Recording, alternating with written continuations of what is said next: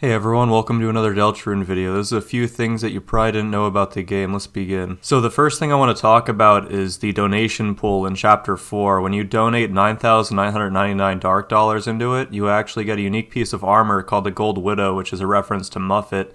Someone brought this up named Artie in my chat. So this armor is very strange actually. Even though it's a reference armor, it looks like it's really special. It just has 1+ attack, 1+ magic, and just 5+ defense.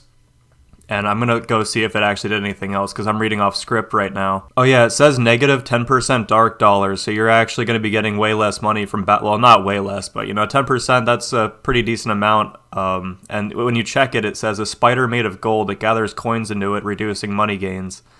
And it has some really funny examine text as well. It just says, "Ew, Chris, get that away from me," when equipping it to Noelle. And Susie's just says spider on my head, K. It's pretty funny. Aside from that, this armor seems to actually be useless. I'm not entirely sure. I actually don't know. If anyone can think of a use for this, then write in the comments. But aside from that, I have no idea what the purpose of this armor actually is. So this one is very strange. There's a hidden Wicabel encounter after you leave Gerson's study. You head up to the gold piano after you do the secret boss, and you'll see that the gold piano is gone, and there's kind of this boss room with just a single Wicabel there, and I have no idea why it's up there, what kind of significance it has, because there's no item boxes up there either. So you don't get anything for this, as far as I'm aware. It's just an extra encounter. Maybe to make the No Mercy route harder, I'm not too sure. Not like it counts for Snowgrave or anything, we're just talking about the No Mercy route. It's just very, very odd. And as far as I'm aware, there's no stat increases on this enemy either, even though it seems like there would be. But yeah, it's just an extra encounter. Very, very odd. I mentioned this one in a previous video, but the one piano that's green and pink, if you actually, walk up and you exit out of it at the same time, so you just keep pressing up, you'll notice that you actually get stuck inside of the piano, which is pretty funny. You can leave this anytime. It's not a permanent thing where you have to reset the game. You're not soft locked. You can just leave it by, just entering the piano again and just exiting. I just thought it was funny to bring up. Just a tiny little oversight, not really too game-breaking or anything. People might think they're stuck and they can't get out. I'm sure this might have caused a few resets, actually.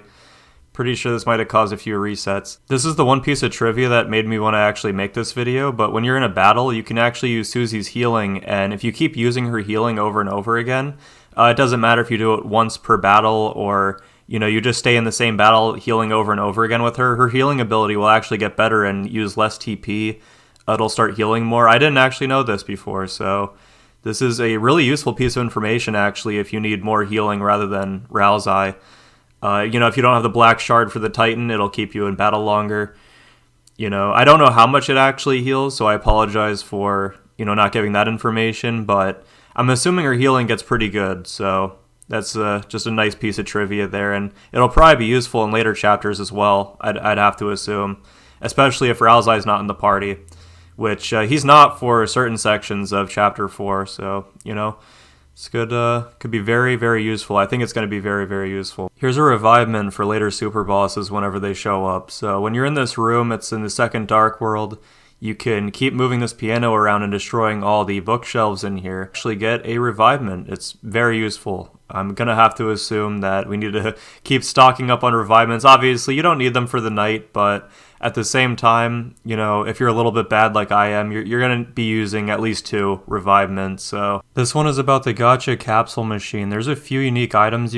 I say items, but there's a few unique things that can happen with this. There's obviously the Death Easter egg where you put 1225 into the machine and it takes you to this mysterious area with a blue capsule machine that just tells you that Chris's hand is missing.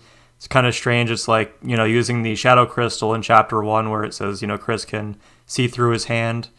And then you have different things that can happen with the machine. Like I said, you can get Toby Fox out of the machine.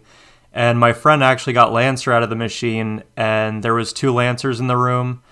Just, there's one in his inventory and one just standing near the door. It's really weird.